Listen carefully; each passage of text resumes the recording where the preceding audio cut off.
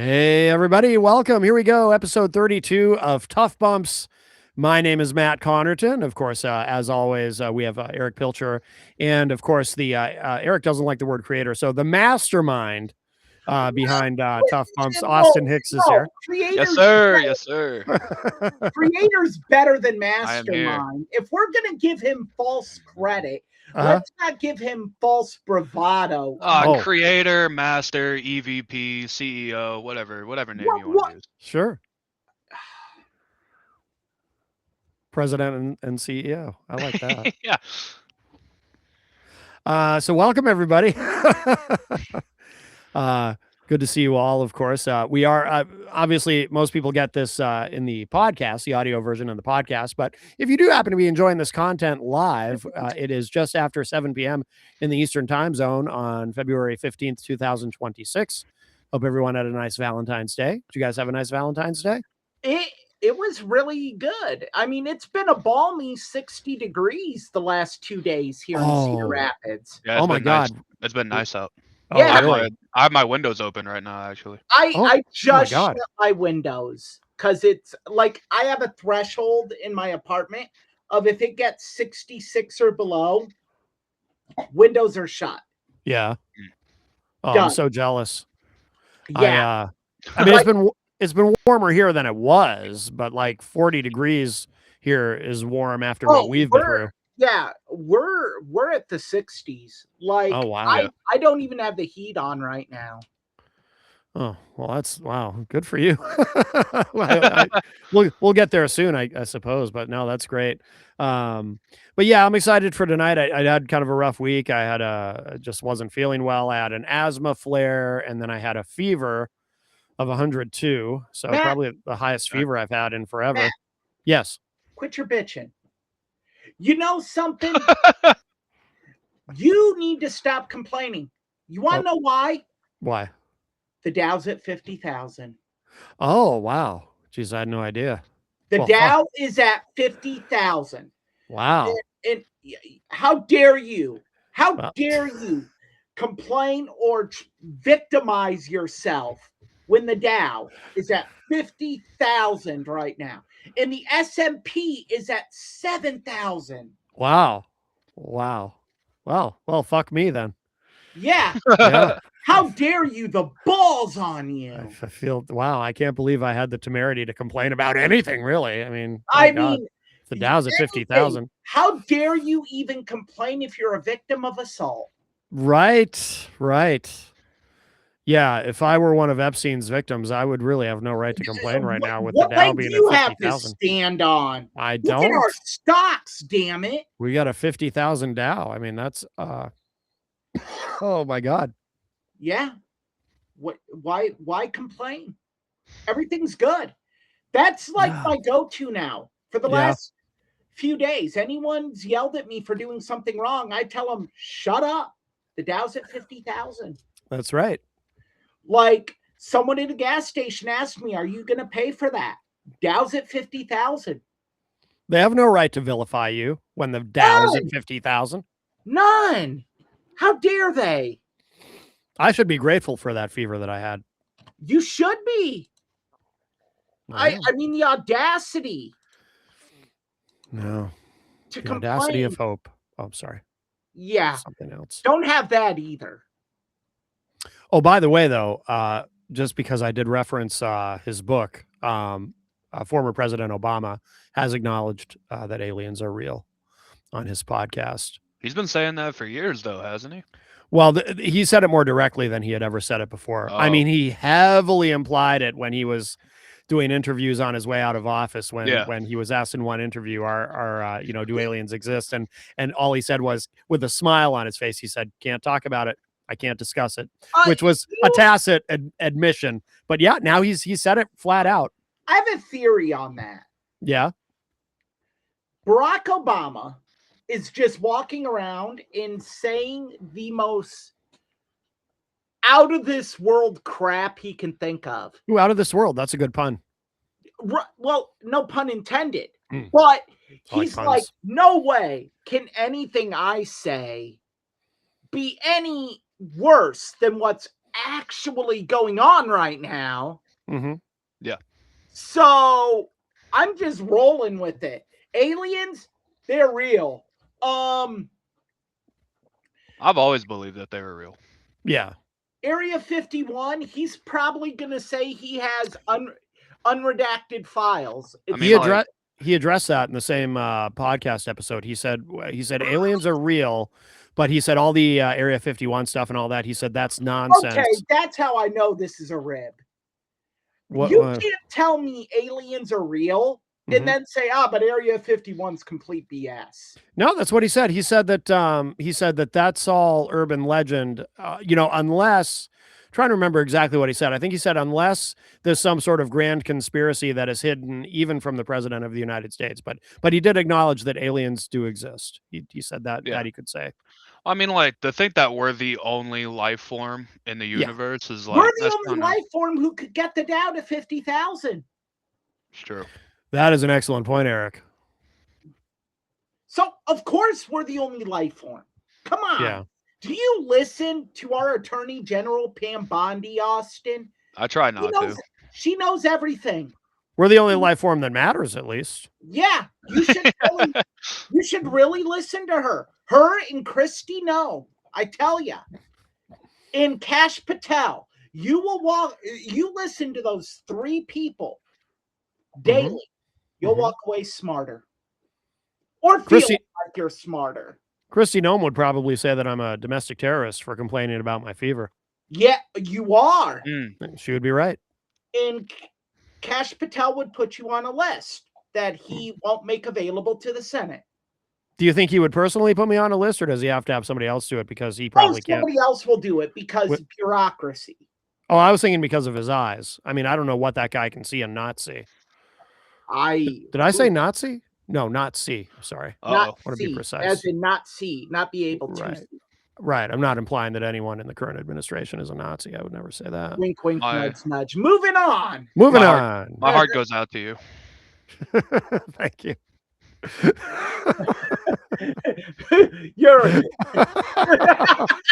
It took me a second to process that, but yes.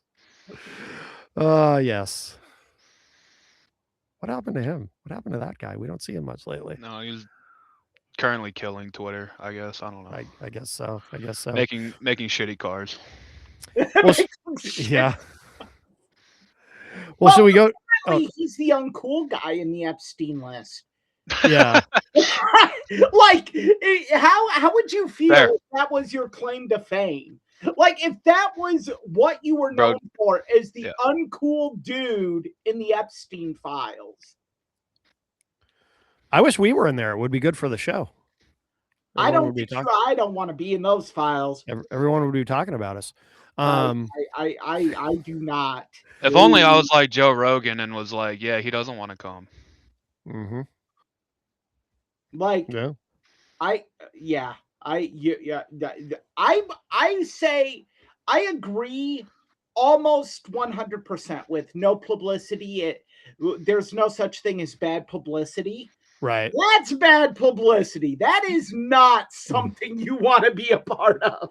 That's true. Yeah, like, even if it's like Eric Pilcher was a doorman at Epstein Island, I'd be like, where's the redaction?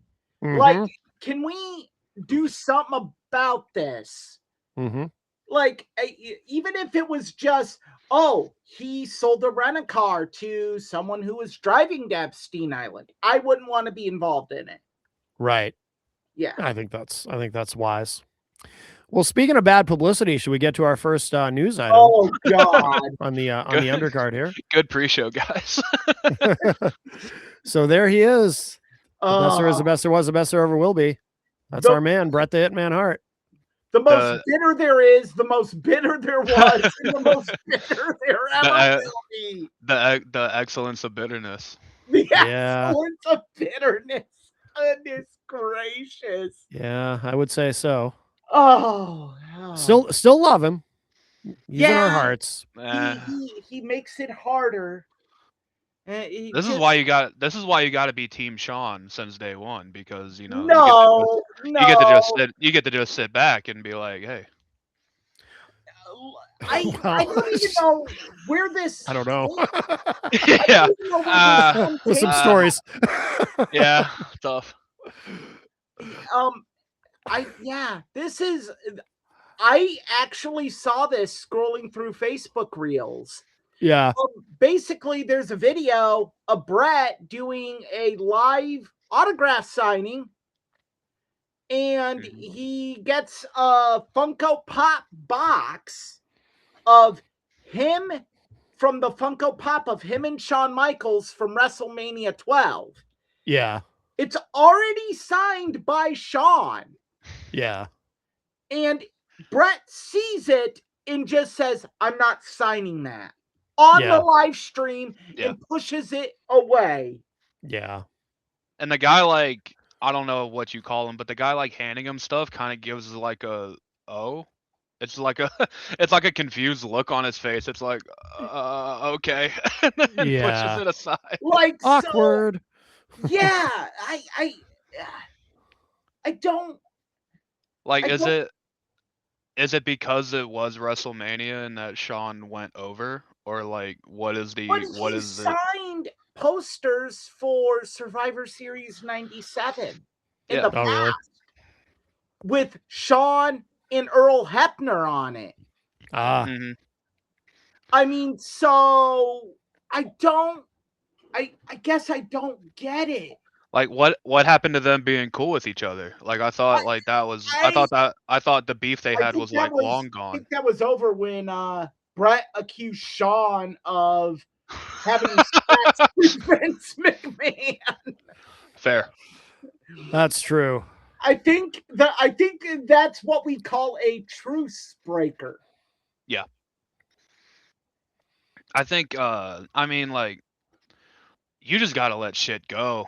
Like, I don't know, man. Like, we're going on what 1997 was what almost like 29 years ago. Yeah, God. We're going on 30 years of that being gone. Like, it was gone. It was gone in 2000 when he returned to Raw. Like 2009, 010, maybe 010. Yeah.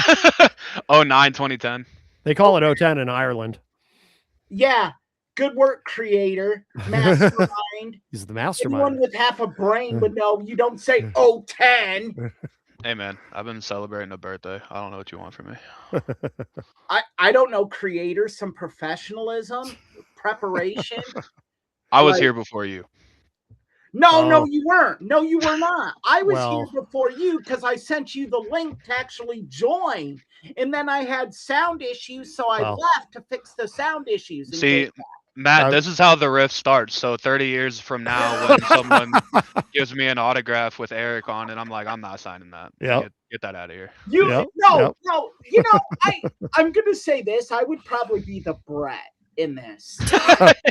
Like, I can hold a grudge. Damn it! You talk to anybody. I can. Yeah, I'm not hold a grudge. I'm not one to hold grudges. So no, me neither. I would never, and I think as I've gotten older, I've realized how stupid it is. Yeah. I mean, I'm 42 now. I don't see a point in it. Like, there are people I've wronged. I've went back to try to be like, hey, I'm sorry. And like one of them sent me a message back, like, is this boilerplate? It's like, no, this is a heartfelt apology, you dipshit. But you know what? If that makes you feel better, cool.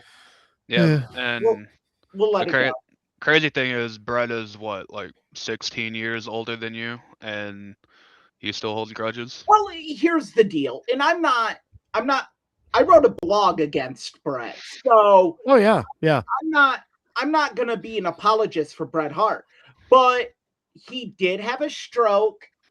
Yep. That does cause you to be somewhat, you know, your emotions are a bit all over the place. Yeah, it can change you.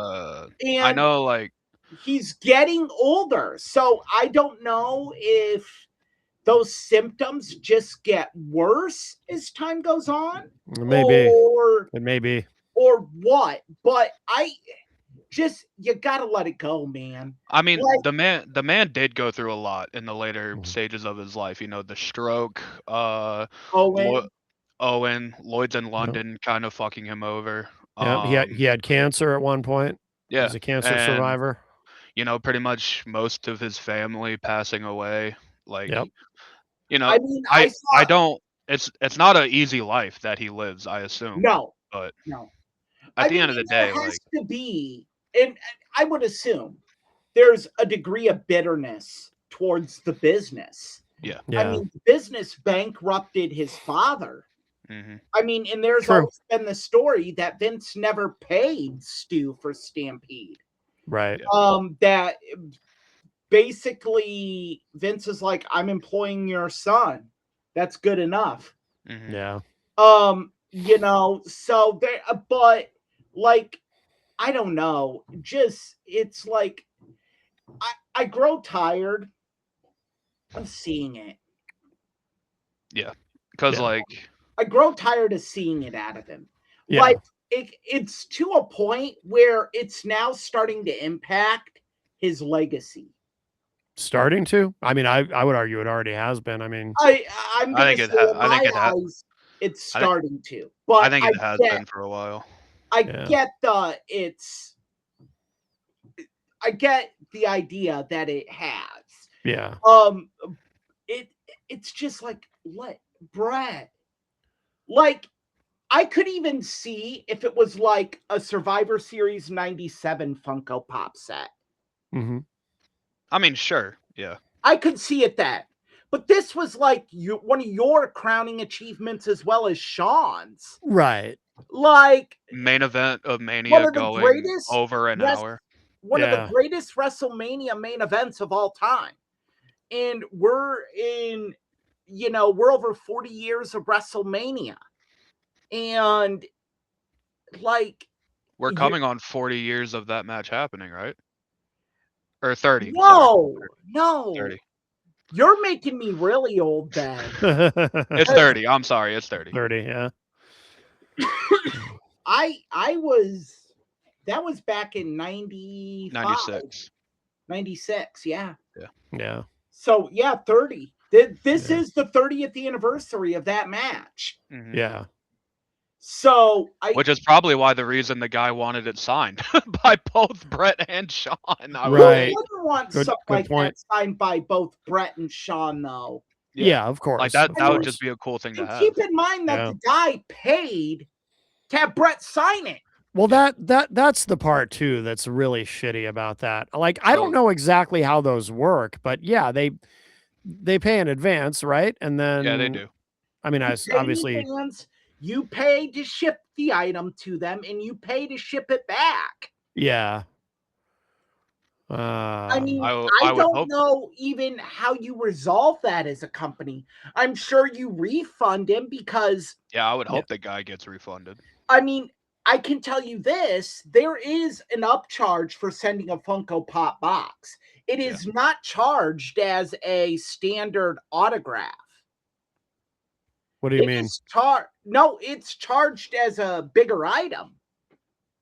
Why? Like, it goes standard autographs, flats anywhere between any flats 8x10 to 16x20, posters, belts, and then there's a segment for like special cards, like Bret Hart's rookie card has a premium charge attached to it. I assume the way you have to ship it is like handled with a lot more care than like whatever. You pull the Funko Pop box and you put it in a top load protector, and it's shipped like a photo, essentially. But why the upcharge then? Is it because of insurance? No, it's a bigger item. Oh, okay. Yeah, and that makes sense. and there's handling involved, and quite honestly, they can get more money out of you to sign it. Mm-hmm. Yeah. Like, I know in person there's not an upcharge because he's already there and you're the one handling it and you're carrying it around, so it's on you. Right.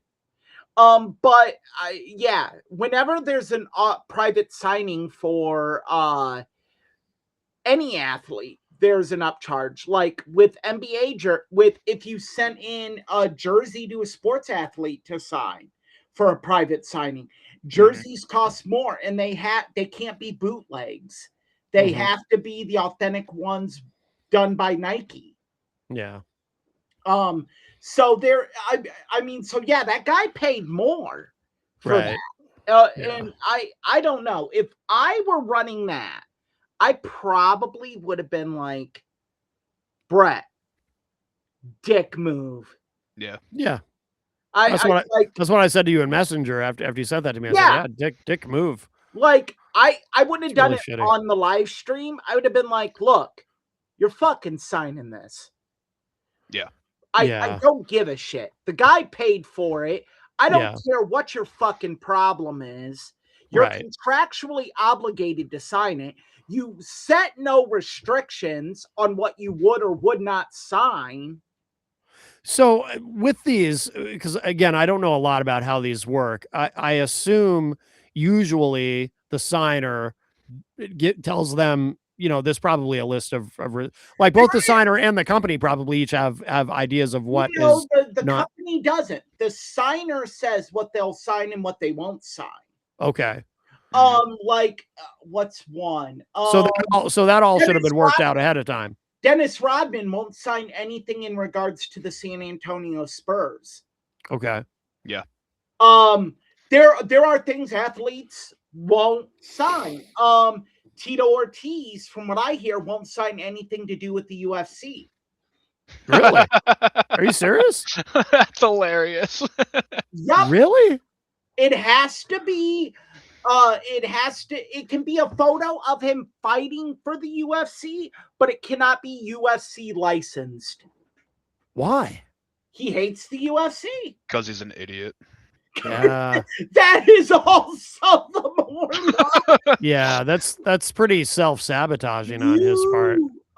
Do you know anything about Tito Ortiz, Matt? I know. Pretty on brand. And not the brightest of characters. Yeah, you're right. I interviewed Tito twice, and yeah.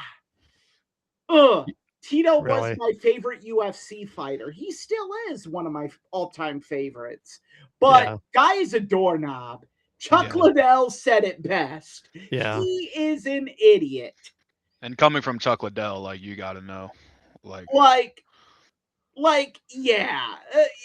Dana White accurately sums it up when he's like, Tito is not a smart man. Wow. Well, I mean, you're talking like, there are videos that piece together Tito Ortiz destroying Logic right in front of your eyes. Yeah. Like, he's a Mexican-American son of an immigrant and loves Donald Trump. Some cognitive dissonance there, certainly, yes. And then some. Mm-hmm. Well, all right. Well, anything else to say on Brett, or should we move on? I think so, Brett. Yeah, I mean, there's grudges that he has that are, I would say, justified to this day. Goldberg being one of them, but I think even that's played out. Like, I mean, the man did like end his career, but I will say him mentioning Goldberg in every interview he does is a bit overkill. I will say that, but yeah, that could be like a private grudge that he has, but doesn't have to air it out. But like, but I also think, and I hate to keep this going, but what point though do we also say some of these interviewers, they bring it up? And I mean, they're gritty when they bring it up. He's asked about Goldberg in every interview he does, pretty much. I mean, that's true. True. There's a give and take here. Like, you mean to tell me Bret Hart can't talk about anything more than Bill Goldberg or Montreal? Yeah. Well, to be fair, I mean, he does say good things about El Dandy, calls him a jam-up guy.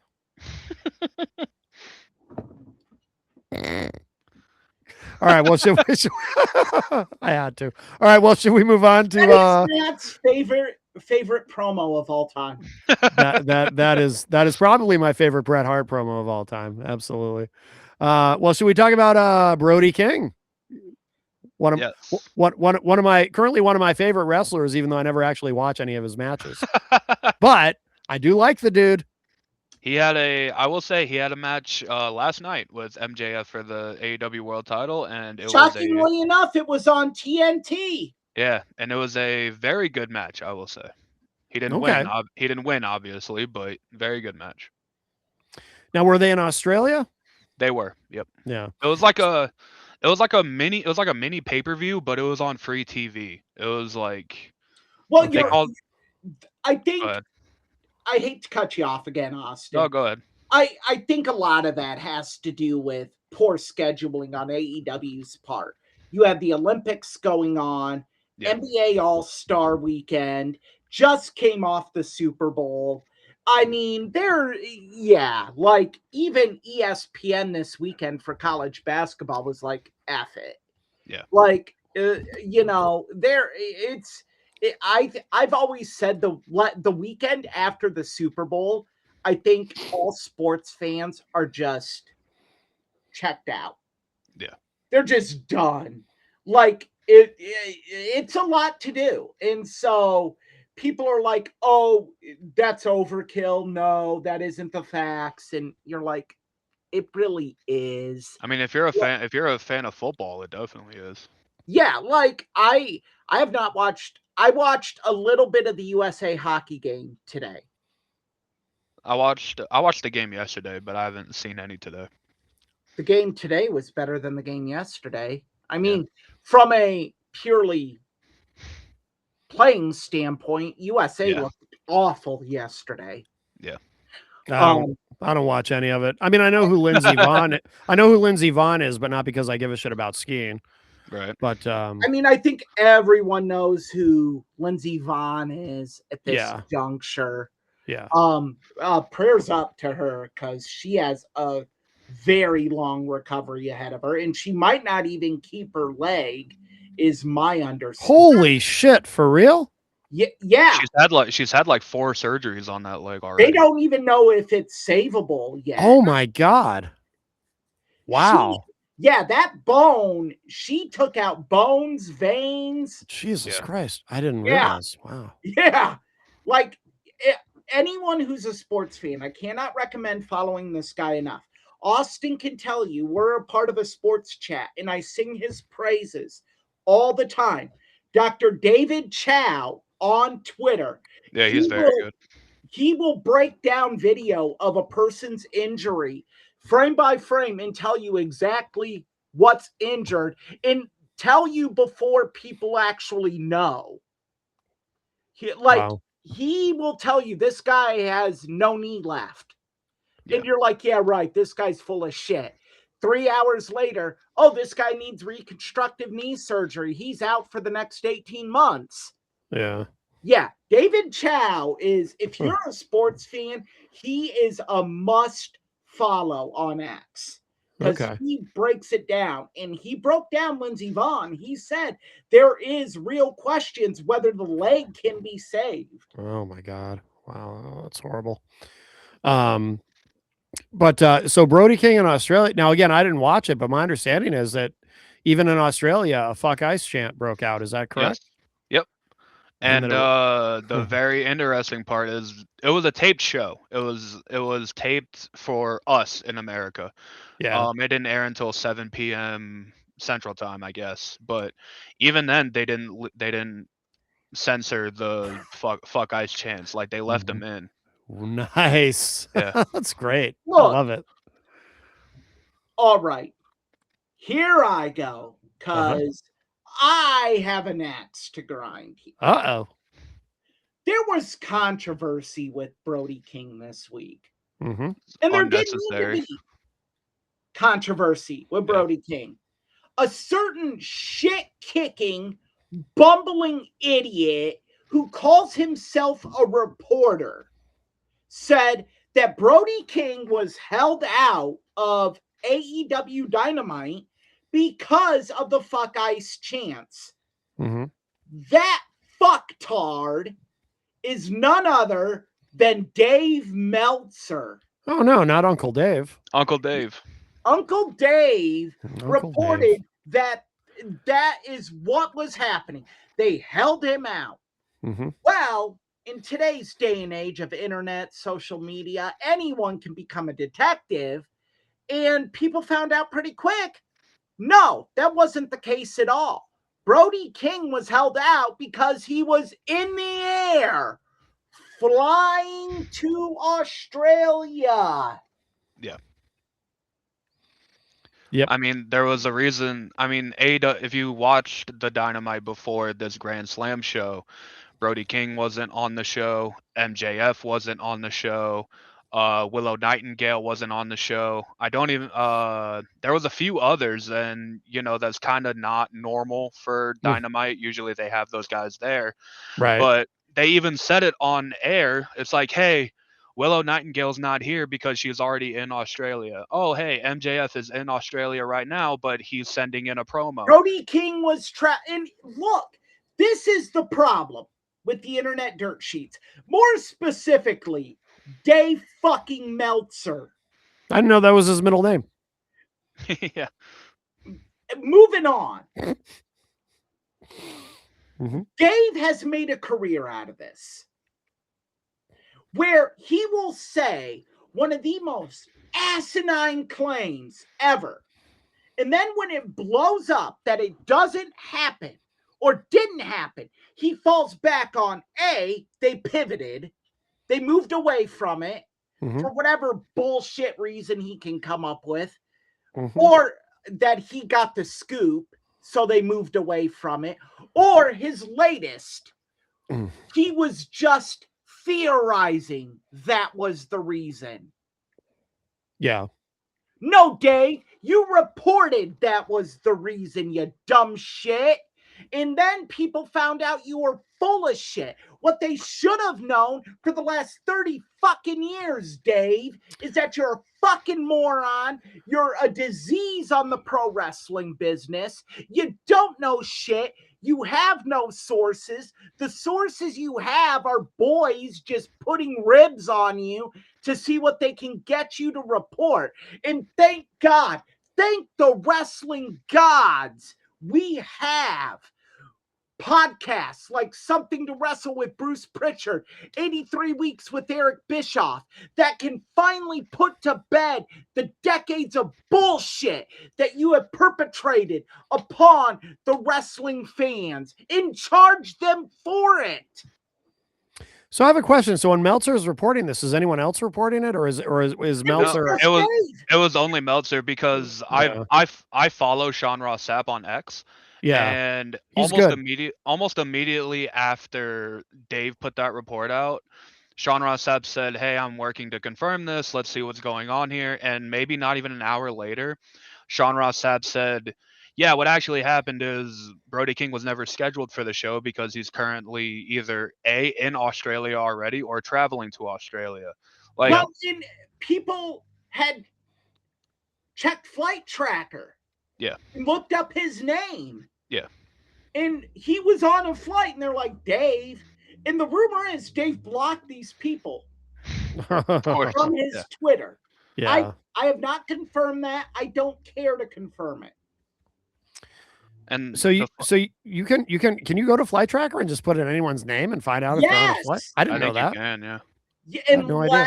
There are rules where people won't be published. Like if they're a witness for a law proceeding or something of that nature.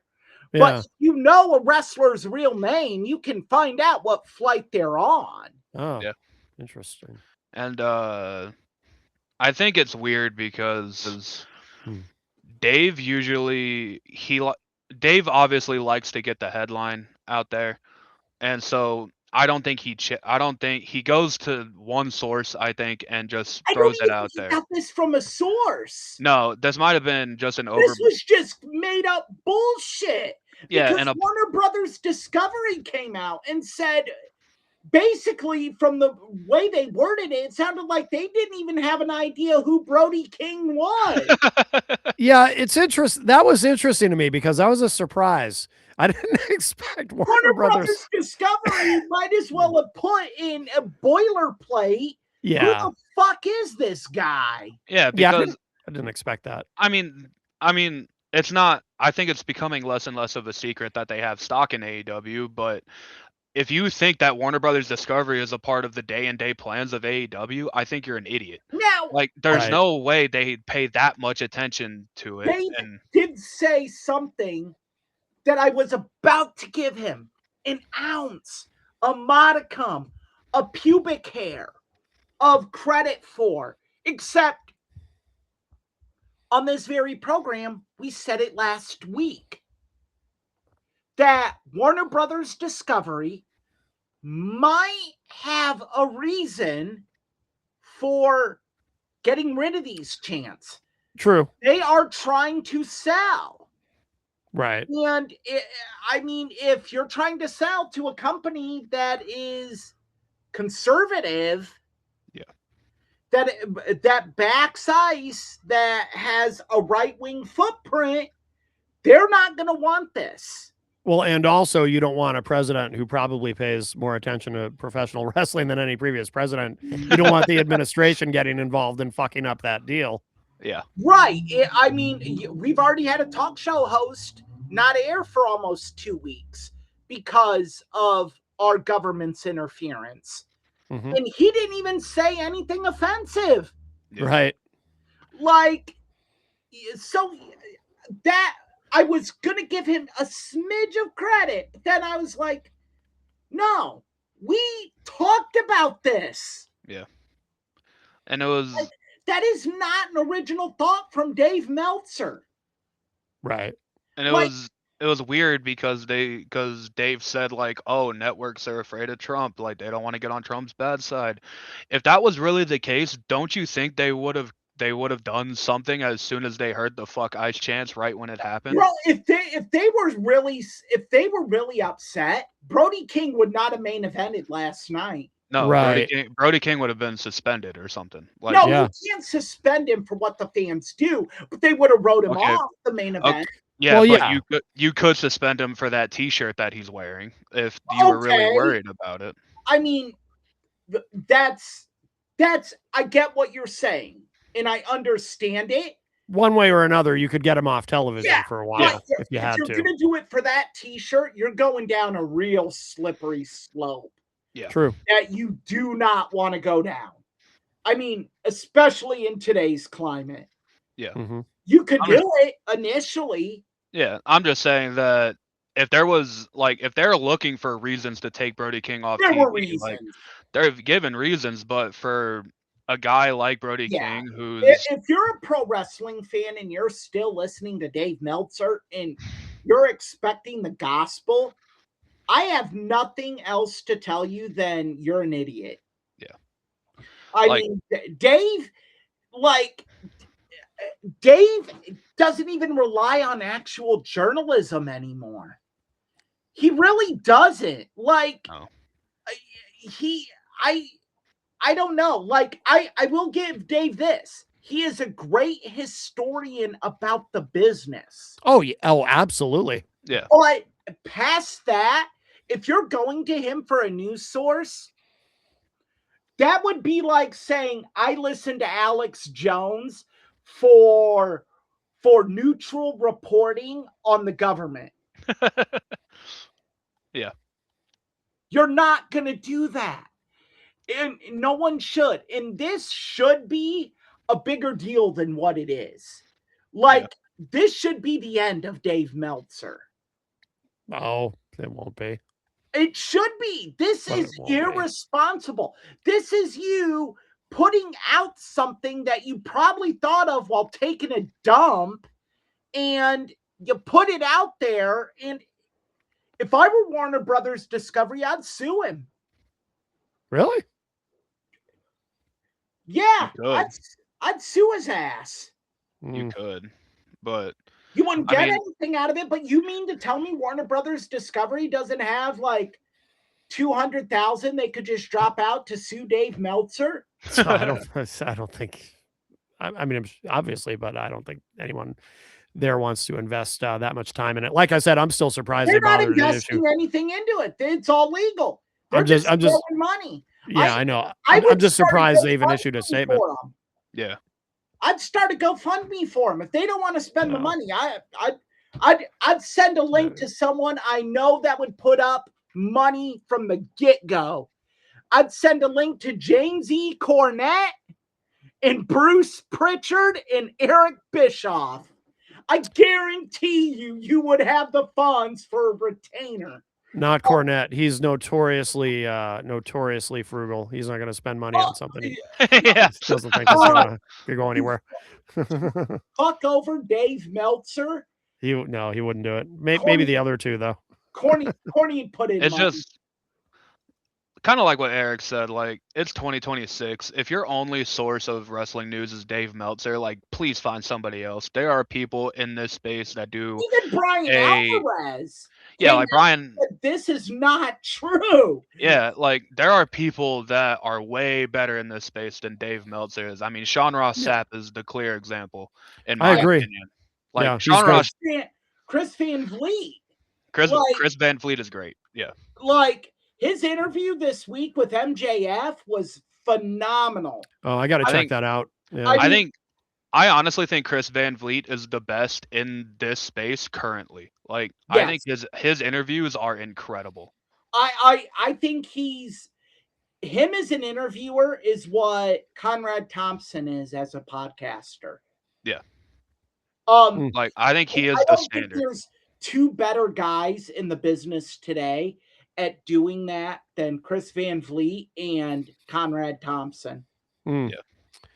Well, anything else to say on Brody King, or should we move on? Fuck Dave Meltzer and fuck Ice. I don't know what you decide which one to fuck more. I don't know. Fuck either of them, but all right. Well, let's go on to. I worded that so badly. Let's see, there's Braun Breaker. I don't want to fuck him either, just for the record. But I mean, not that he's a bad-looking guy or anything. That's not that is kind of a weird picture of him, though. I make that face in the morning when I wake up and I let one go. It almost doesn't look like him. It's almost like an AI version of him. But anyway, yeah, Braun Breaker injured. I guess he hurt himself in that scene there where he trashed everything, went on that rampage. Apparently he got a severe hernia when he lifted up the announcer table. Yeah. What I heard. I have read that he had the injury. Yeah. The table made it worse. Yeah. Okay. Okay.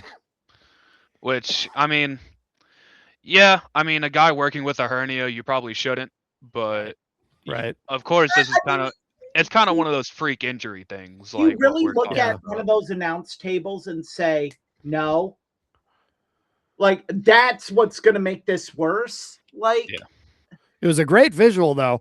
I like that whole segment. And I'll tell you guys something. You know what I really appreciated about that whole thing? I loved when the security guys came out, and instead of attack, because as soon as I see the security guys, I'm like, oh my God, this is such an overused trope. He's going to beat up all the security guys now. Mm-hmm. And they didn't do it. And instead he just turns to Heyman, just frustrated, and says, what are we doing, man? I thought that was actually really cool, and I appreciated it because it's such a tired, worn out trope, the beating up all the security guys, and obviously we know they're indie wrestlers and just as security guys. But when they didn't do that, I was like, well, that's refreshing. So I appreciated that about the segment. A thing about the segment I liked, and I really don't like to give this guy credit, but when the stomp happened, who we're supposed to believe was Seth Rollins, but when he jumped the barricade, Logan Paul actually jumped the barricade and chased him out of the arena instead of, getting to the barricade and imagine there's this invisible wall that he somehow can't get past. And I actually like that Logan jumped the barricade and tried to catch him. I actually enjoyed that. Yeah, that was good too. Yeah, you're right. I feel bad for Braun Breaker. I feel horrible for him. Yeah. Like this was his breakthrough time.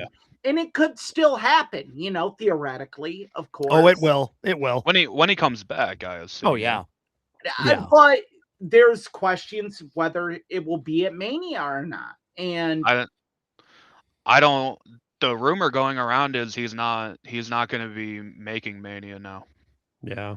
That's what I'm getting at. Is this was the chance for him. Yeah. Mm-hmm. And you in this business, and I hate to be negative, you don't get a lot of them. Right. But you don't. And that window of when you have to get that breakthrough is just open for such a short period of time. I just hope that he doesn't miss it. I think with a guy like Bron Breakker, his age definitely benefits him. Mm-hmm.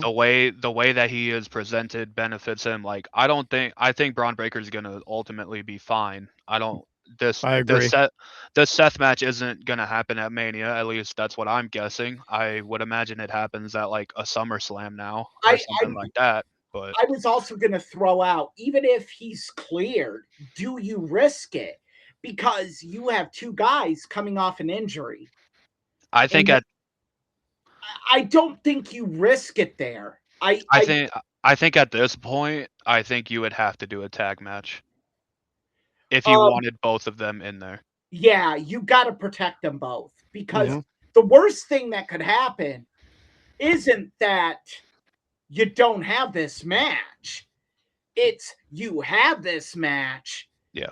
And it's a high profile match and it looks like crap.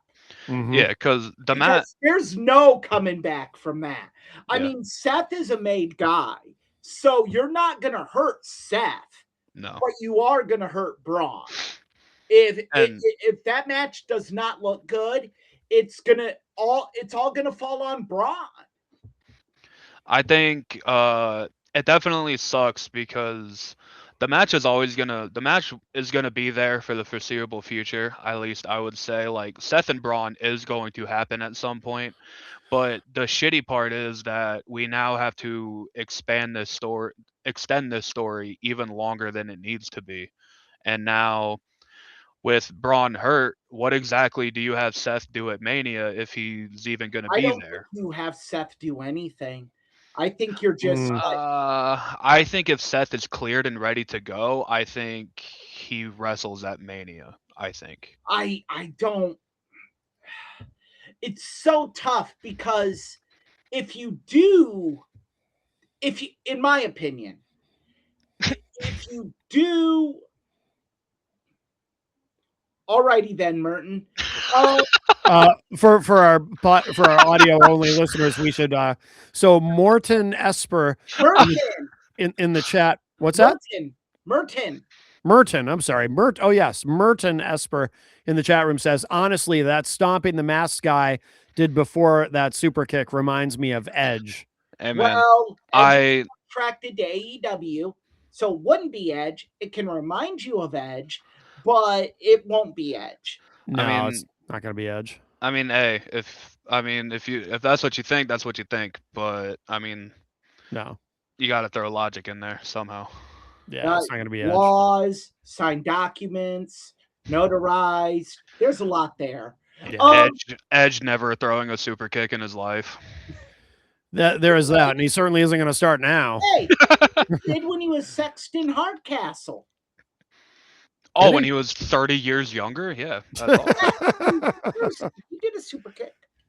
All right. Well, I'm pretty sure he did it when early days of the Brood, too. Did he? I don't remember. But I think now, like, what do you, like, do you pivot to possibly Seth versus Bronson Reed or something like that? Like, what, like, if Seth does work Mania, which isn't even confirmed if he is or not, like, I don't know what you have to do. I think if you do anything, if you're gonna pivot, I hate saying this. God, I hate saying this. I'm gonna get sick saying this. Seth versus Logan Paul again? No.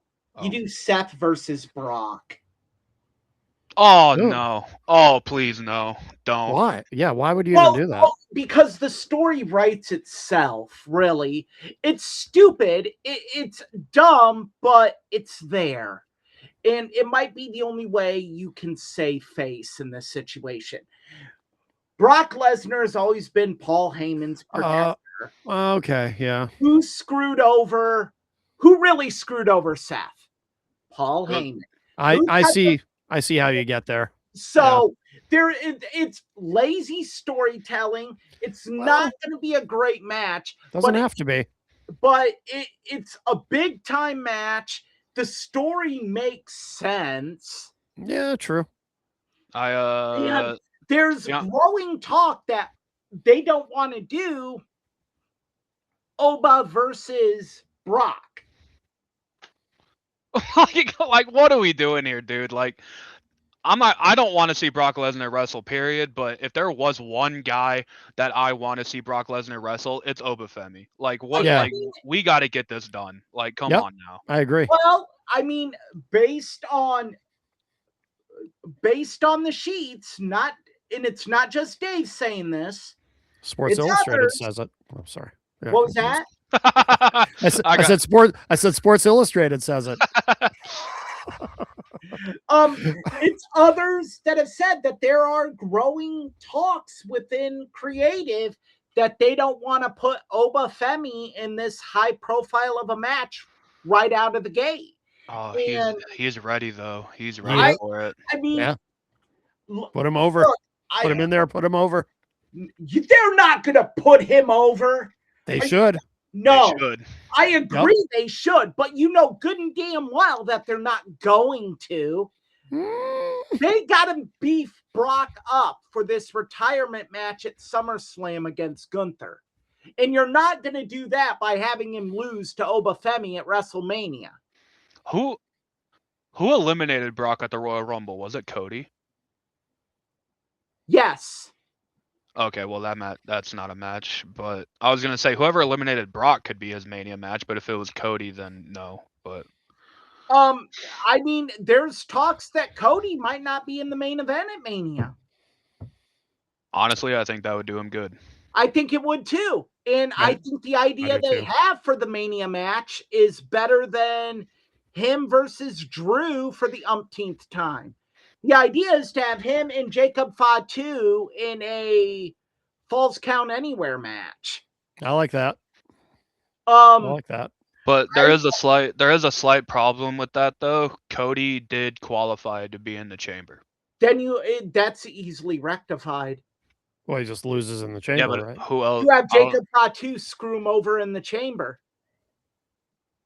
Yeah, but then problem solved. Wouldn't that lead to like a triple threat?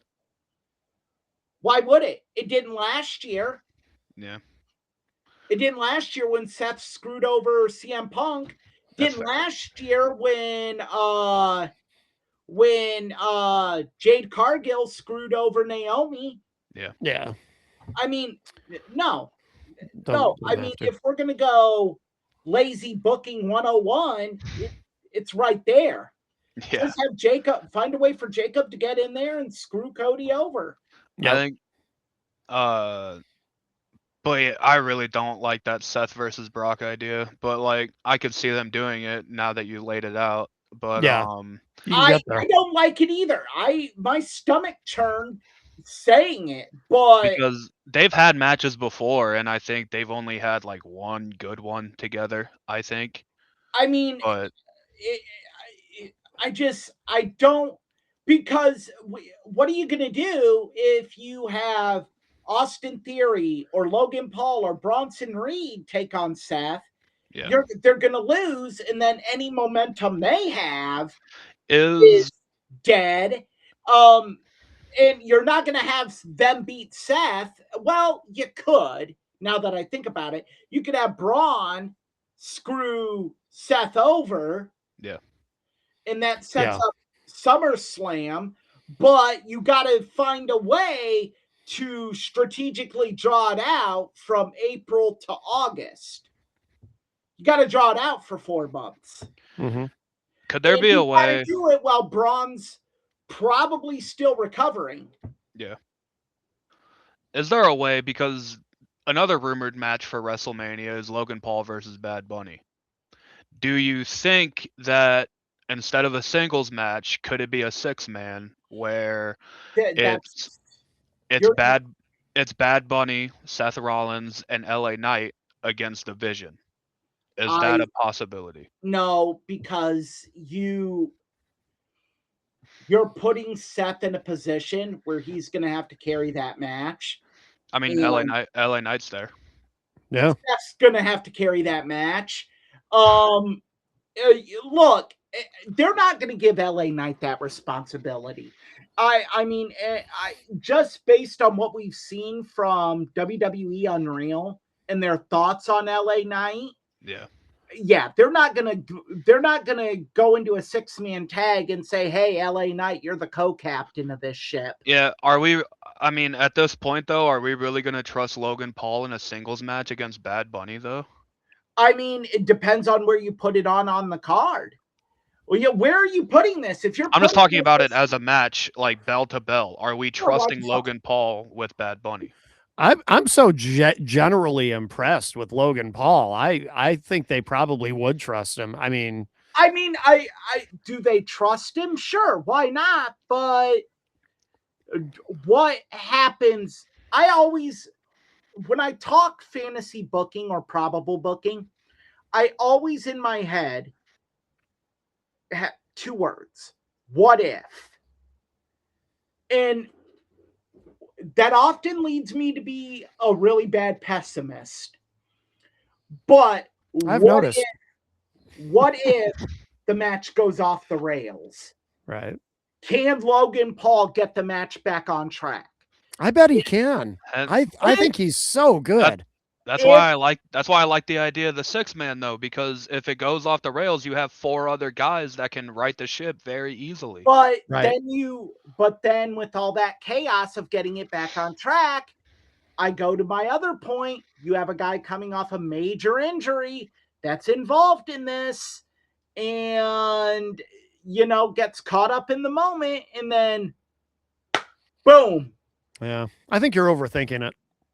I probably am, to be honest with you. Yeah. Knowing WWE as of late, they're just gonna have Seth in there with like Bronson Reed and call it good. Yeah, it wouldn't surprise me. Or Brock. Do not dismiss my idea there. I'm not, but I'm just talking like you're wrong because I hope you are. but I can see how you get there though. It does make sense. Well, should we move on to our next item on the undercard? Yeah, it kind of ties into this, honestly. It does, because we're talking about WrestleMania. Shockingly enough, ticket sales ain't doing so hot. Well, can I say something about that though? Now I know you were terribly cruel to Uncle Dave earlier, but Dave said something about this that I think he's probably right about. He was talking about how he was pointing out that tourism in Las Vegas is down about 9% from this time last year. And he was also saying that there's a lot of, in terms of international travel to the United States, there's a higher degree of anxiety over, because we know people come from all over the world for WrestleMania. There's a higher degree of anxiety about coming to the United States than is normal because things are a little weird right now. So he thinks that these might be contributing factors, and I actually agree with him on this.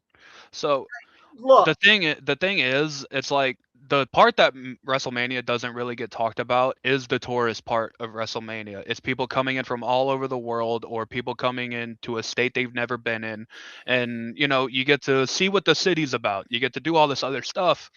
The problem is you're selling a Mania that has been there last year.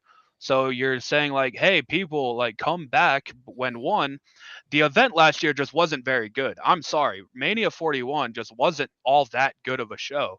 And 2, when you've done Vegas, you've kind of seen it already. It's not like there's recurring things coming into Vegas and all this other stuff. Like, I'm going to counter your first point. they've done this before. They have, yeah. Where they did it with WrestleMania 4 and 5. And ticket sales were actually the same. They didn't have this fall off. So whether the show's good or bad, and we can argue some other time about the tenets of WrestleMania 4 and 5. I have my belief on it. I think 5 outside the main event was an absolutely awful card. 5 is Hogan and Savage, correct? Yes. Okay, that's Rude, actually a good match for Hogan. Rude and Warrior was the co-main. Yeah. Yep. But the rest of the card was shit. I mean, look at the card. Which is form your own opinion. But kind of on theme for earlier WrestleManias. But the point is, and look, Vegas goes as the economy goes. So that's how I'm going to disagree with Dave. Yes, has Vegas tourism fallen off? Certainly. But we look at what Americans are spending on travel, on vacations. That's fallen off. So, what is one of the top tourist attractions in America? Las Vegas. Well, I feel like, though, saying that, you're actually bolstering Dave's point. Yeah, I kind of am. So my point is, I don't think it sun shines on a dog's ass twice a day. I don't think they're as mainly correlated as you would think.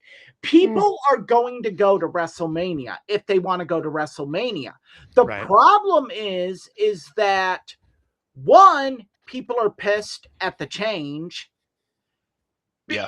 Because, look, there is an added attraction that Mania has that they're not going to have this year, is all of the indie shows that are happening in and around Las Vegas. Yeah. The conventions that have the legends there. So none of that's happening this year? Is that what you're saying? They're not doing it in Vegas because they all booked for Indianapolis. Oh, that's right. And that is something that Dave mentioned too. Yeah. Wasn't this Mania supposed to be in New Orleans? Originally, yeah. They had the Rock. They had the Rock. Yeah, they had the Rock announce it and everything. And then you know that could be a reason why people are pissed, because people are like, "Oh, I'm so excited to go to New Orleans." Like, hey, New Orleans, great city. I imagine is oh man, not only can I meet WWE stars, I can meet legends. Yeah. That it's going to be a great wrestling week. Yeah. I have no problem using my PTO to go to this. Right. Now you're like, really? All I have is WWE? I had forgotten about that part. Yeah. All I have is this in gambling, in hookers. Yeah. Well, I mean, let's not undersell that. Gambling and hookers, So I actually pulled up Ticketmaster on my phone, and I went to check prices for WrestleMania.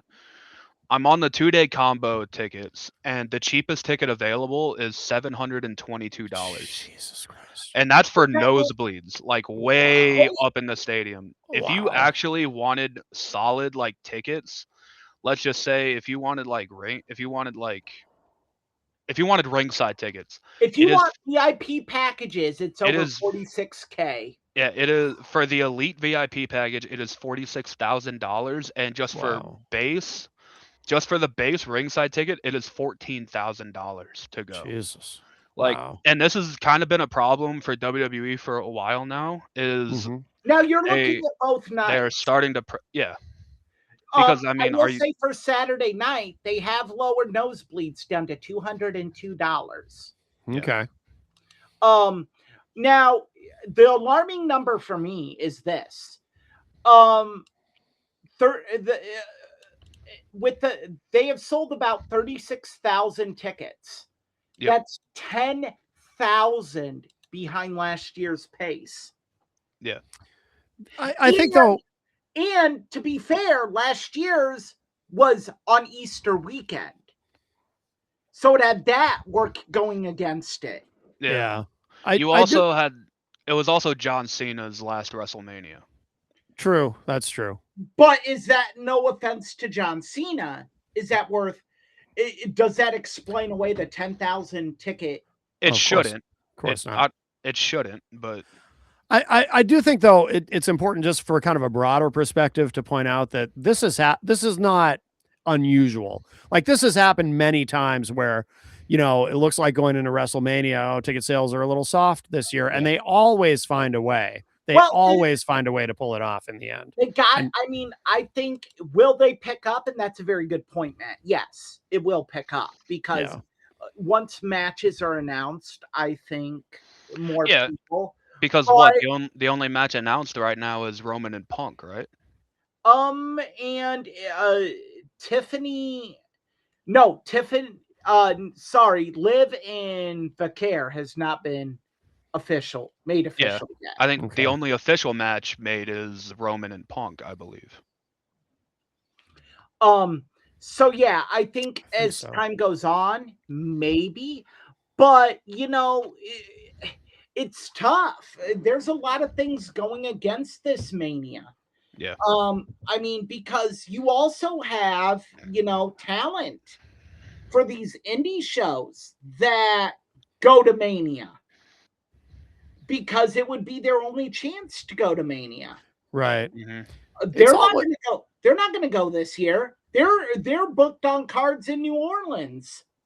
It's always so hard to know too, like how much of Mania's draw is based on the card itself and how much of it is just, you know, obviously there's a segment of people who buy tickets who are going to buy tickets no matter what, just because it's WrestleMania.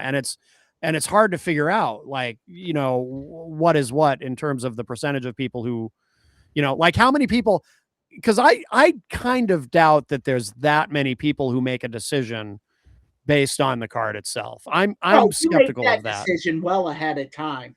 Right. But I think you finalize the decision based on the card. Look, you can get out of buying tickets. There's insurance you can get, and people are like, well, there's certain stipulations to where you can get out of that.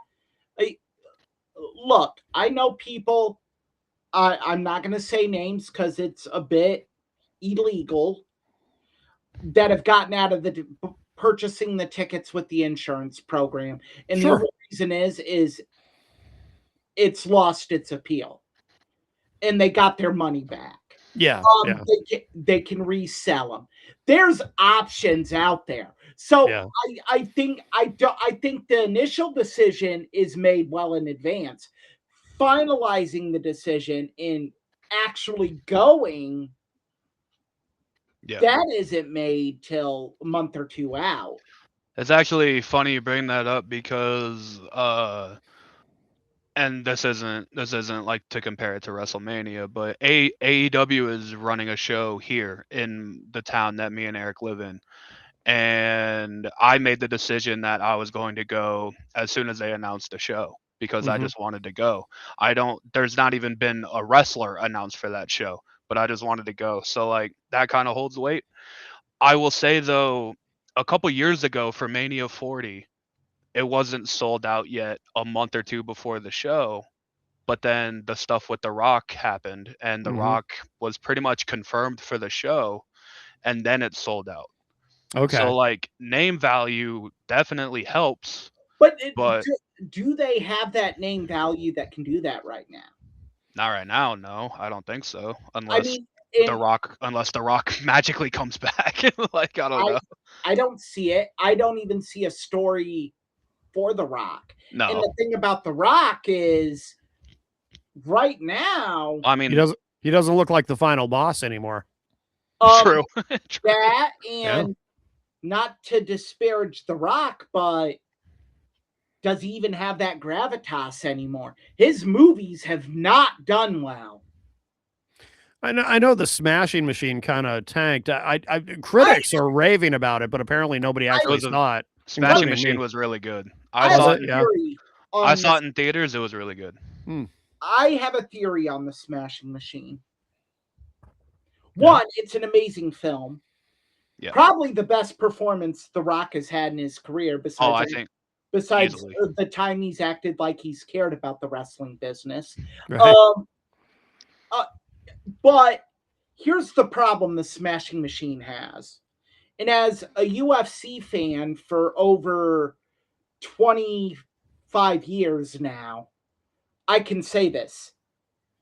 If you're going to do a movie about a mixed martial artist, have it be about one everyone knows. Mm-hmm. No one knows who Mark Kerr is. Right. And those of us that know who Mark Kerr is has seen the documentary Smashing Machine. It was like I was watching the movie. I own the movie on 4K. I was watching it and I was like, this is basically there you go. dramatization of the HBO documentary. Yeah. Like, this provides nothing new. So all these great performances by The Rock, by Emily Blunt, are just they don't matter. Yeah. Mm-hmm. I had people that started watching the UFC back in 2007, 2008 that I know of that were asking me, because I know about mixed martial arts, who the fuck is Mark Kerr? Right. And I'm like, the Smashing Machine, took on Bas Rutten, ran through a one-night UFC tournament, crickets. Mm-hmm. So that's the problem the Smashing Machine had. Now, had they done a movie about Chuck Liddell or Matt Hughes or Tito Ortiz about how a guy with an extra chromosome could compete as a UFC fighter, Jesus, you know, people would have probably went and saw that. I worked at Blockbuster Video when the movie Temple Grandin came out about a retard who liked horses. It was the top rented movie for 2 weeks. All right. So Tito Ortiz, there you go. So are you suggesting they add Tito Ortiz to the WrestleMania card? You know what? Go for it. Go for it. Have Tito call you the day before the show and say, hey, I'm going to need another $250K to show up. Because he did that to Dana quite a bit. If you did he? Listen to Dana White. Yeah. Yeah. Like, the company's almost bankrupt, and Tito, 3 days before the event, would call him, hey, I need more money or I'm not showing. Yeah. Tito says he never did it, but there have been, Dana has said it, and then other fighters have said it, and people are like, oh, well, they're Dana White psycho fans. They're Chuck Liddell, Matt Hughes. But then when Randy Couture came out and said, yeah, it happened, you're like, well, there's not a guy that hates Dana more than Randy Couture does, and vice versa. I firmly believe Dana White will stay alive to piss on Randy Couture's grave. All right. So, yeah. I believe Tito did it. I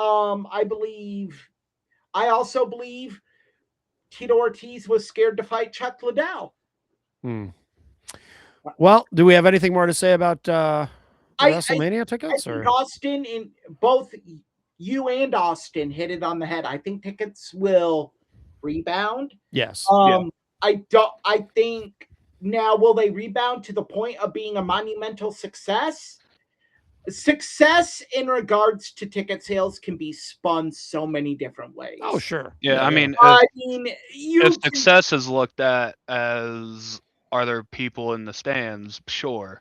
But there's a difference between people in the stands and people that paid to be in those stands. It's not even that, but you can spin it just based on, like, I love how WWE does this. They're brilliant at doing this.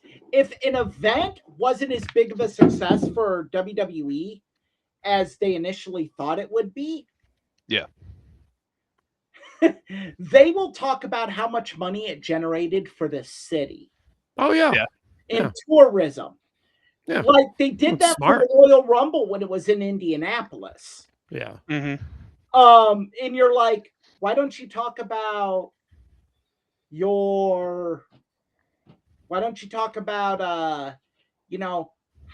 how much you generated? Yeah. They didn't, because the rumor is it did a little better than even. They might have made 1 to 2 million off the event, which everyone's like, geez, 1 to 2 mil. That's not for WWE. Is it for a major event in a stadium and you're taking home 1 to 3 million? Right. That's not a success. If Metallica went on a world tour and only generated 1 to 3 million in revenue every stadium, the tour would be canceled. Yeah, of course. Quickly. Of course. Yeah. Because there would come a stop point where that 1 to 3 million ain't paying the bills. Right. It's basic economics, people. So no, it wasn't a success. Right. All right. Well, should we move on to the main event? Yes, the phenomenal one, AJ Styles. The face that runs the place. The champ that runs the camp. Except get ready to fly. He hates that theme song. Oh, that's such a good theme song, though. It's not his best theme song, but that's a really good one. My personal favorite is I Am, his first TNA theme song. That's a good one. My favorite of all time is Demigods. I love that song.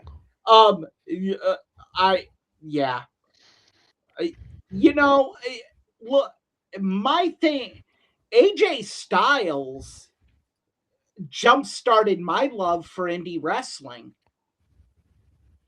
because through a friend who was wrestling on the indies, we had a mutual friend.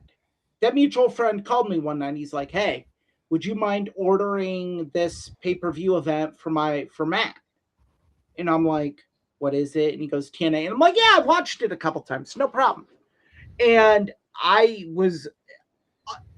been a fan of AJ from when I originally watched it, but I was not a fan of the whole sports entertainment extreme storyline. Anything involving Vince Russo is stupid. So that storyline was just dumb, and they just drug AJ through it, in and out. Was he a part of it? Was he not? And then when they finally brought him into it, he was still getting a face reaction, so they kicked him out of it. But now you had Jeff Jarrett. It was a mess. Yeah, they flubbed that situation up, but I remember just being blown away by him. Yeah. And everything he did, besides nearly breaking Frankie Kazarian's neck on a Styles Clash. I don't know if you can really say that's his fault, though. It's Kazarian's 100%. Yeah. Frankie tucked his head and shouldn't have. Which is the one thing it's the only thing you're not supposed to do on a Styles Clash. If you honestly just sit there, like, AJ will guide you through the move, no problem. But guys like to tuck their heads for some reason. Roderick Strong almost died on it one time. Because you don't. Why do we have a picture of his crotch? I'm gonna fix that. AJ Styles was really the guy that introduced me to wrestling outside of WWE, because I remember I was watching WWE almost exclusively. And then, Thursday night. DVDs from one of your cousins. Yeah, I mean, you got those back, so whatever. Yeah. Eventually. Yeah, after I watched them all. 10 to 12 years later. But But yeah, I mean, I didn't know of TNA at the time, but you're scrolling through the channels and you find wrestling on. Me when I was young, I was like, oh hey, wrestling. But I was like, this isn't WWE, but it looked different. It was different than what they were doing. It was a 6-sided ring. I had never seen that before. Mm-hmm. And I hated this 6-sided ring. You had this stupid. And then you had this guy that, he was moving like nobody else. He had a presentation like nobody else. And that guy was AJ Styles. And it was always a guy you would tune into TNA for to watch. You would tune into TNA to watch what AJ Styles was doing. Or go ahead. No, he was actually the first wrestler I ever met. Mm-hmm. Oh, no kidding. Yeah, I met him at a show Easter Eve. Those of you who have followed us from the beginning will know this promotion. IWA Mid-South, ran by Ian Rotten. One of the 5 guys in pro wrestling I would not piss on to put out a fire. Ian still owes me $150+. Son of a bitch. But I met him. I mean, and I remember dude, you're so cool. Like, it was, if you've ever seen the Saturday Night Live sketch, the Chris Farley show. Yeah. Where he meets all these celebrities and he's like, hey, you remember you were in that movie? That was awesome. That was me with AJ.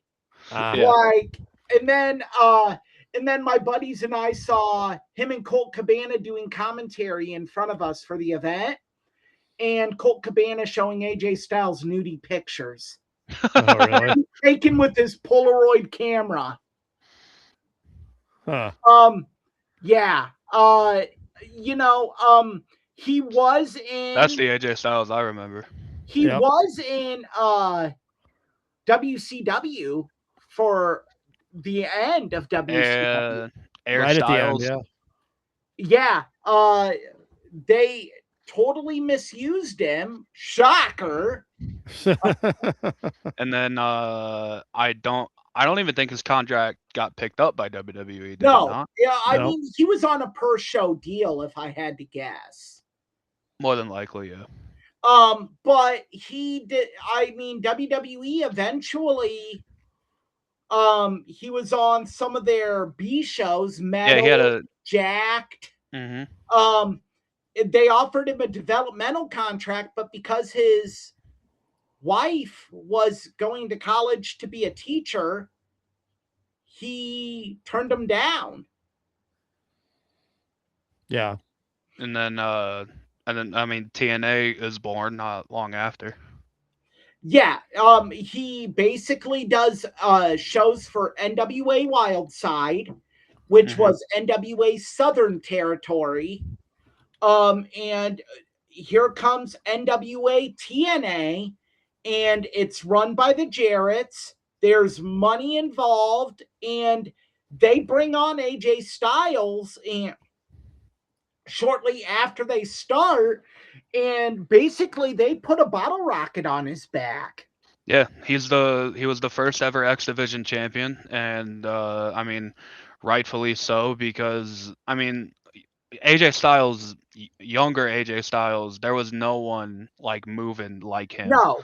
There was no one doing moves like him. Like he was genuinely like one of those work rate guys that you could always count on having a good match, no matter who you put him in there with. One of the controversies with AJ during the early X Division was the money match was him versus Christopher Daniels. Mm-hmm. That was the money match. And TNA wanted to build towards it and build towards it and build towards it. Ring of Honor just kind of gave it to the fans. Yeah. Really? It was like after intermission match of one of their shows. Yeah. And, oh wow. Really? Yeah. They might have just like They might have done that with AJ and Samoa Joe also, where They ROH did the match before TNA could. Well, they did it long before because Joe had no interest in joining TNA. Well, because it was during Joe's ROH title run. I right. think. Yeah. And Joe once again had no interest in joining TNA at that point in time. There just wasn't. He was making enough money. He was doing well enough with Ring of Honor and indie shows, and 2, he really was kind of in control of his own creative with Ring of Honor. He could say, I want to face this guy. And look, at that point in time, Ring of Honor probably had the best talent of any organization in professional wrestling. Yeah, like 02 to 04 Samoa Joe, Homicide, you had Samoa Joe, Homicide, CM Punk, Davey Richards, Bryan Danielson, Austin Aries, Roderick Strong. You had other guys that were doing one-shots for him at that time. Chris Hero, Claudio Castagnoli, Matt Hardy. So you had guys, and they also had a partnership with All Japan. Yeah. Where and that like people talk about AEW opening this forbidden door. Ring of Honor did it long before AEW even did it. Yeah. Because they did the partnership with All Japan. They actually went over to All Japan and did a show. So they did a show with FWA in England. So they really were the only organization where if you wanted to take on these guys internationally, and you had to be in Ring of Honor.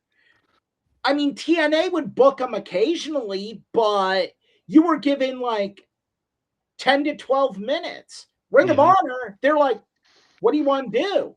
Oh, you want 20? Go. Yeah. You want 30? Hey. And AJ is a big part of early Ring of Honor, where he's also a part of what could have been the downfall of Ring of Honor. Yeah. It very easily could have been the end of Ring of Honor, yeah. It really but Austin, you're right. AJ was him and Christopher Daniels were huge parts of early Ring of Honor. Yeah. I mean, people talk about CM Punk. CM Punk was really brought in as a mid-card guy for Ring of Honor. Yeah, he was never, because the main event guys were Samoa Joe, Christopher Daniels, AJ, Homicide. CM Punk was never. Yeah, CM Punk was never meant for that spot, but things happen. He gets up to that spot and he proves himself. Boy, did they happen! And if what happened, AJ could very easily be in the spot that CM Punk was in. But AJ was going to be because the original plans were Samoa Joe was not supposed to have the 2+ year title reign he had in Ring of Honor. Samoa Joe was supposed to be more of a bridge champion. It was supposed to be a bridge from getting the belt off Xavier and getting it to Christopher Daniels. What happened, and we teased this last week, was a scandal that could have killed Ring of Honor and almost did. Rob Feinstein was the owner of Ring of Honor. He owned RF Video, which is very important because that RF Video did all the shoot interviews. They also gained their fame by doing ECW fan cams. These were recordings of ECW house shows They also would do a plan where you could pay a fee every month and get that month's episodes of ECW Hardcore TV sent to you. So you could watch them before the pay-per-view. So if you didn't have ECW in your area, you could still keep track of ECW. ECW was their money maker. ECW, when ECW closed, all they had were like international footage from the territories, and their shoot interviews. Rob Feinstein decided to start Ring of Honor, where it would be just really pro wrestling. It wouldn't be the entertainment part of it. Yes, you would have promos, but it would be hard-hitting action. They had the Code of Honor, which was 5 rules that unless the Code of Honor was thrown out, and you guys are going to laugh at this and think that this is just kayfabe, but it's not. They strictly believed in this. Every match had to have a winner. You could not get yourself counted out or disqualified. Do not put your hands on another official. Do not interfere in someone's match. And but there was another one. I forget the 5th one. But basically, that was kind of an edict to the fans that you guys, we're not going to give you swerve finishes. Yeah. We're going to give you matches that have a beginning, a middle, and an end, and a clear-cut winner. Born out of this, of course, now you set it up where you can have a heel faction come in. That was the Prophecy, led by Christopher Daniels, who didn't believe. Oh, the 5th rule was you shook hands. It was the hand. It was the hand. Yeah, you had to adhere to the Code of Honor, which was the by handshake. shaking your opponent's hand. Yep. And the Prophecy didn't adhere to that. So what happened was the Prophecy brings in this big bad bodyguard, Samoa Joe. Now Ring of Honor is really picking up steam here. TNA has their weekly pay-per-views. TNA talent appears on Ring of Honor because it's mutually beneficial. You have CM Punk that ends up appearing on Ring of Honor TV, on Ring of Honor, and on TNA. He is a part of Raven's group on TNA, feuding with Raven in Ring of Honor. Yeah. AJ Styles, Jerry Lynn, and Christopher Daniels. Those are the key players in all this. So what ends up happening is Ring of Honor announces they're going nationwide. They're going to go to the East Coast. They were mainly an East Coast promotion. They're going to go to the Southeastern region. They're going to go to the South. They're going to go to the Midwest. They're going to go to the West Coast even. Well, 2 weeks before Ring of Honor launches this endeavor called Reborn with a 3-part card. Part 1 was going to be in Wisconsin. Part 2 in Chicago Ridge, Illinois. Part 3 was going to be on the West Coast somewhere, I think. Pittsburgh, Pennsylvania, Philadelphia TV station, born out of To Catch a Predator, does a sting operation for people trying to catch child predators. One of the people they catch trying to diddle a little kid is Rob Feinstein. Well, they air the Rob Feinstein segment Oh man, holy hell, is that awkward? All hell breaks loose. Keep in mind that a big part of the Reborn was going to be Samoa Joe versus Christopher Daniels. So what happens is TNA, NWA pulls all NWA contracted talent from Ring of Honor. Yep. That means the 4 key guys here, AJ Styles, Christopher Daniels, Jerry Lynn, and CM Punk. Allegedly, and Punk talked about this. There's the clip. Yeah. Yeah, I found it. And yeah, it was bad. Him running to his car is admittedly very hilarious. So what ends up happening is, and CM Punk talks about this in one of his ROH promos. Those 4 guys meet. Jerry Lynn is sticking with TNA. He's like, I make more than enough money here. My wife and kids have went without in the past with ECW. I'm not doing that to him. I can't work as an indie wrestler. I mean, that's very fair. Very fair. Yeah. I'm going to stay with TNA. My career's winding down. I need to make money.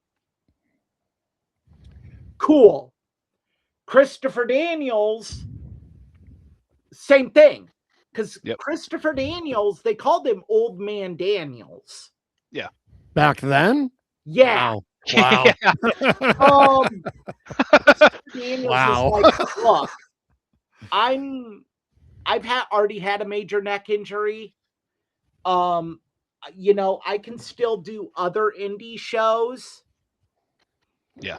I can do other NWA shows. I'll be fine. Ring of Honor is going to be dead anyway. I'm out. And I'm greatly paraphrasing here, people, but you're getting the gist of it. Yeah. AJ's like, look, I'm the man. Yeah. Here in TNA, I'm out. No, I'm not dealing with a guy who did this, because at that time, Rob Feinstein's like, no, I'm not selling Ring of Honor. Oh, okay. Yep. This is a major misunderstanding.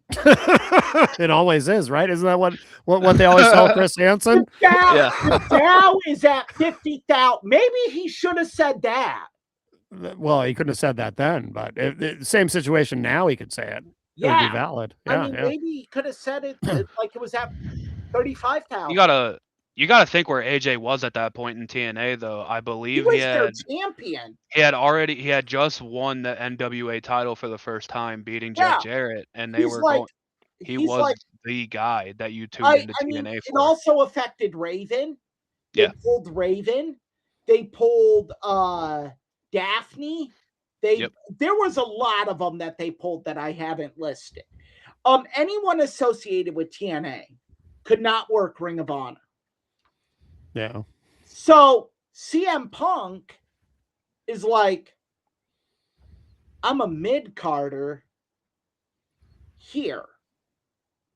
Ring of Honor, though, I've worked Terry Funk.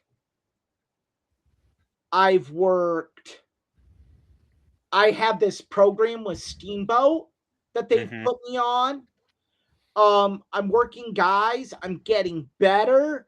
I'm getting noticed. I don't have a wife. I don't have a kid. I can live on what I make. I think CM Punk felt that with what he was saying, basically what he laid out is, with all of us, we could take Ring of Honor over. Yeah. Over TNA. We could be the second biggest promotion in America. Yeah. Now, depending on who you talk to, according to CM Punk, there was an understanding that those 3 guys were that him and Christopher Daniels and AJ Styles were gonna stick together. Yep. they were going to go to TNA management and they were going to say, we're still going to work Ring of Honor. We want to work with you, but you either let us work Ring of Honor or we're done. Well, according to CM Punk, what happened was AJ and Christopher Daniels were given guaranteed deals. Yeah. They basically said, screw you to Ring of Honor. They're like, this is guaranteed money. We're out the door. CM Punk wasn't offered guaranteed money. Okay. So CM Punk is like, then I'm out. Now, keep in mind, CM Punk had also there might have been some heat on him backstage because he had the backstage fight with Teddy Hart at TNA at that point in time. Hard to imagine CM Punk having heat backstage. I know. Who would have ever? Man. Yeah. Seems like such a grown up. So easygoing and yeah. He was working with children back then. That's crazy. I don't know if he was as hurt. He did have the fractured skull. Yeah. Oh yeah. Yeah. Nothing a Gatorade can't fix. So basically he was like, he was pissed because because realistically, without AJ and Christopher Daniels sticking to their guns, TNA could say, well, to CM Punk. Yep. And they did. Now, eventually, what happens is Kerry Silken buys Ring of Honor depending on who you talk to. Rob Feinstein's side is he was forced out of Ring of Honor by Doug Gentry and Kerry Silken. Kerry Silken and Doug Gentry's is the business was going to be dead anyway, so we exercised fiduciary responsibility on him. And it was either A, we're going to sue you for everything we invested, or B, you walk away and it's our company now. Yeah. Depending on who you talk to, I tend to believe Kerry and Doug. Eventually, Kerry also forced out Doug Gentry as well. That's another story for another day. I think that was not nearly as acrimonious as the Rob Feinstein split was. I think it was more Doug Gentry was just my general understanding. Doug Gentry was a shady individual that was skimming money out of the company. And Kerry found out about it and he was like, walk away or I press charges. So yeah, CM Punk becomes a major star in Ring of Honor, has the match with Samoa Joe a couple months after this. Yep. And then 4 months after has the match that really put Ring of Honor on the map in America. The match, depending on who you talk to, honestly saves Ring of Honor. Samoa Joe versus CM Punk 2 in Chicago Ridge, Illinois. That Dave Meltzer gave 5 stars. It was the first. It was like the first 5-star match in America in like 20 years or something 8. like that. 8. Okay. He gave it to Shawn and Taker, Hell in a Cell. Oh, okay. But yeah, that match, honestly, like Ring of Honor might not exist anymore without those matches. I disagree. I don't know if they would have been the nationwide phenomenon that they became. But look, their events sold out. I mean, Ring of Honor could go anywhere in the Midwest, in the East Coast, in just make more than any indie wrestling promotion could. Mm-hmm. I mean, Ring of Honor. Look, I seen many Ring of Honor events live. And I will tell you what Ring of Honor brought to the fans was an idea that you need to be here at bell time because you're going to get every cent you paid for. Mm-hmm. And then some. And eventually, AJ Styles, Christopher Daniels did return. Yep. 2005, they came back. They were gone for about 2 years. But yeah, AJ Styles at that time was Ring of Honor's first pure wrestling champion. Yeah. And the finals were him and Punk, I believe. Yep. That started the Steamboat feud. Yeah. So I mean, in that event was actually the first Ring of Honor event after the scandal broke. It's called At Our Best. Yeah. And like the locker room knew, and then ROH Reborn came, and you had a promo from Low Ki, who called Rob Feinstein a baby toucher. Yeah. Really? On a live mic. Yeah. Oh wow. I ain't working for no company that's run by a baby toucher. Yeah. That's a hell of a promo. Damn. Nice promo, kid. Low Ki is oh man. If Austin, and no offense to Austin or Matt, if you guys knew what I knew about Low Ki, we could do an episode on Low Ki. Oh, we should. We should. Low Ki was the samurai version of MJF. Yeah, that's honestly fair. You want a guy who believed in kayfabe? It was Low Ki. Yeah. He would tell kids at a Ring of Honor show, I ain't signing your fucking shit, you little motherfucker. Jesus. Yeah, wow. And he is this 5'11" guy. The deepest voice. Yeah. Incredibly deep, yeah. I remember him from his short time in WWE.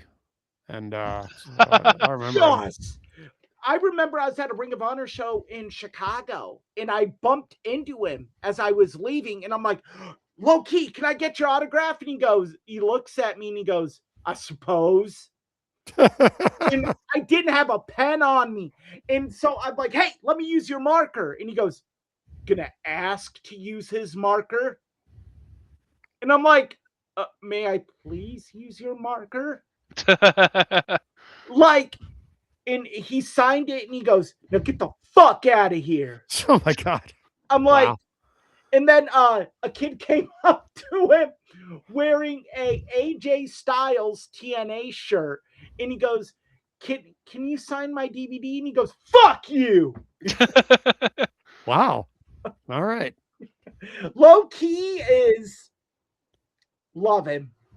Yeah. And like, oh man, I would see guys leave the ring after a match with Low Ki that looked like they had been through a war. Yeah. Legitimately. Low Ki would knock people out in the ring. Yeah. Yeah. Like I remember he chopped BJ Whitmer at an event I was at. And you know how if you're there live, you can tell when someone's hurt. Yeah. He chopped BJ Whitmer, and you just see BJ collapse to both knees and start trying to catch his breath. And like you start seeing like purple spread across his chest. Yeah. And BJ's gasping for air. Now, someone who isn't pissed at you would probably step away. Right. Not Low Ki. Low Ki kicks him right in the head. Wow.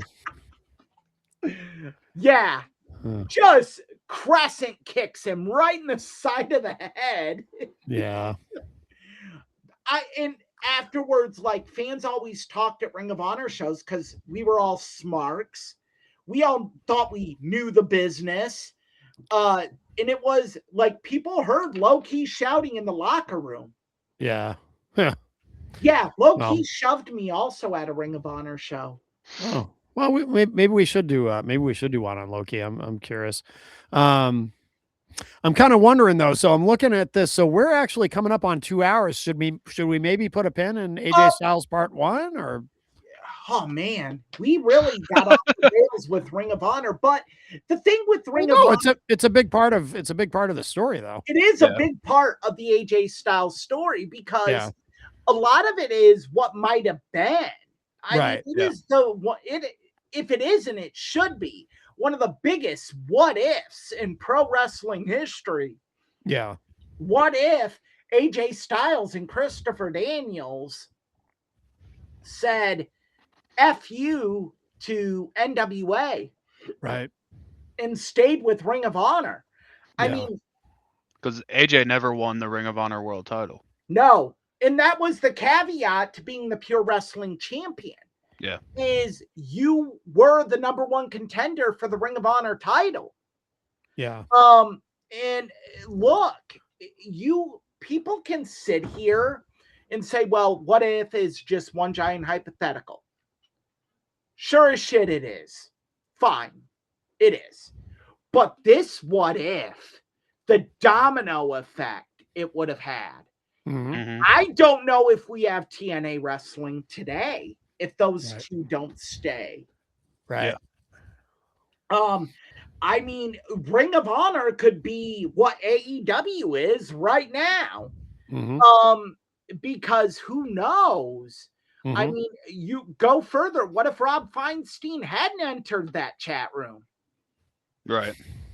I mean, there's a lot there. And I think Ring of Honor doesn't get the credit they deserve for being so key to AJ Styles' career. Yeah. It was huge for him because he went from being thought of as a cruiserweight or X division guy to we can put this guy at the top of the card and it's believable. People want to see him there. Yeah. He isn't just a niche guy. He can be in the main event. Yeah. Yeah, absolutely. Absolutely. All right. So should we call it for part 1? Yeah, part 1. We'll probably next week we'll talk about the tail end of his TNA run. Okay. Because there's a lot to unpack there. Yes, there is. Yes, there is. A lot to unpack. Yeah. And him really reinventing himself. He did, yeah. I remember that. Japan. Yeah. And then spoiler alert, one of the greatest runs a wrestler has ever had, in my opinion.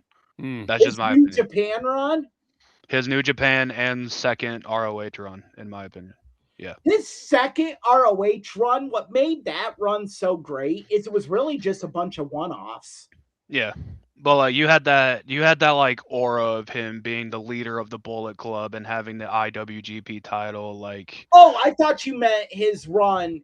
That's his third Ring of Honor run. Okay, yeah, but I meant like return to like Ring of Honor, like but that New Japan / indie run that he went on, I think it was one of the greatest runs a wrestler has ever been on. Yeah. So no, the AJ Styles story, far from being over. Yeah. I don't think there's a guy that he is Mr. TNA. Without him, you do not have TNA wrestling. When you think of TNA, AJ Styles should be the first person you think of. Mm-hmm. Agreed. Like almost by far. Just the matches he had, and like one of my favorite matches ever, just all time, if I were to put a top 10, is Unbreakable 2005. AJ, Samoa Joe, and Christopher Daniels in the triple threat. It is I believe still to this day the only 5-star match TNA ever had in their history, and it's worthy of it. It is an incredible match, and like there's other matches too that AJ had. The risks AJ did to get the X division on the map. Yeah, I think that is one of his most underrated contributions, because he did spots in the Ultimate X that, like, doing a Styles Clash to someone from 2 ring ropes crisscross 10 feet above the ring, and he's doing his finisher to someone. Yeah. Like, and he has to take more risk than his opponent does. Yeah. His opponent just has to lay there and take it. That's easier than it sounds, but if his opponent moves, if his opponent adjusts, AJ's in a lot of pain. Yeah, and like that just goes to show like how much he believed in TNA as a company. Like there was a lot of guys in his era that looked at TNA as a paycheck or looking at it as their last stop.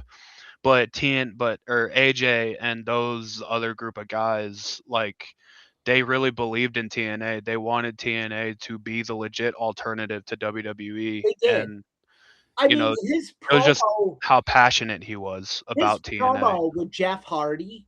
Yeah. Jeff, yeah. With Jeff it was Hardy, Jeff. when Jeff Hardy returned, people were like, that was worked. That wasn't work. That was AJ legitimately telling Jeff Hardy. A worked shoot, probably, but you know what? You pissed on everything I built. By doing that. Are you trying to take food off my table? Yeah. Well, all of it was true. Like, AJ built that ship, and that could have been the iceberg. Yeah. Like, his blood, sweat, and tears went into that, and because what? You couldn't stay off drugs for 5 hours? Yeah. You ruined that? So yeah. All right, guys. Well, I guess we'll wrap this one up. Episode 32 in the books, and let's see. Eric, you want to mention Pilcher's Point? Pilcherspoint.com. You can find me on TikTok, Instagram, and X under Pilcher's Point. Yeah. That's where you can find me, or on Facebook, Eric Pilcher. Yes. Very good. Very good. And Austin, where can people find you? Follow me on X. It's where I talk about wrestling most of the time, but kind of whatever comes to my mind. Yeah, just follow me on there. All right. Very good. I want to check something on your X real quick. I want to make sure that there isn't this. Well, while Eric's looking that up, you can find me at mattconnerton.com. That's the easiest way to find me, and links to all my socials, etc. And if you'd like to book a hypnotherapy appointment, you can do that too. That's nice. Yeah. What are you trying to find? I'm trying to make sure that you have not put creator of Tough Bumps. You just gave me an idea, so I don't know why. Don't even do it. So would you prefer you go with Mastermind? I like that one. Yeah. No, because neither of them are true. It says it in writing, though. It's that you typed. Yeah, but that makes it true. Yeah. No, it doesn't. Eric, what are you worried about? The Dow's at 50,000. What is your problem? Was the Declaration of Independence true just because some dude wrote it? Oh my God. Are you really comparing your flawed statement of being the creator of Tough Bumps to the foundation of this country? I mean, it's in writing, so. Yeah, exactly. Our founding fathers would want Austin to be the creator. But he isn't. This is what I'm saying. Yeah. Mm-hmm. He is not the creator. It's in our Constitution. How dare you? It's in the tough bumps Constitution. That's right. That's right. What you're saying, Eric, is un-American. It's like a blood oath. Yeah. Is what you have to say what? that. You know what? what? Are you a domestic terrorist? What are you doing, Eric? You know what, guys? Yeah, whatever you're saying is at 50,000. Yeah, exactly. The Dow. Yeah. Yeah, The Dow. 50,000. So all's right with the world. What are you complaining about? Jesus Christ. Yep. All right. All right, that's it for us. Bye, everybody.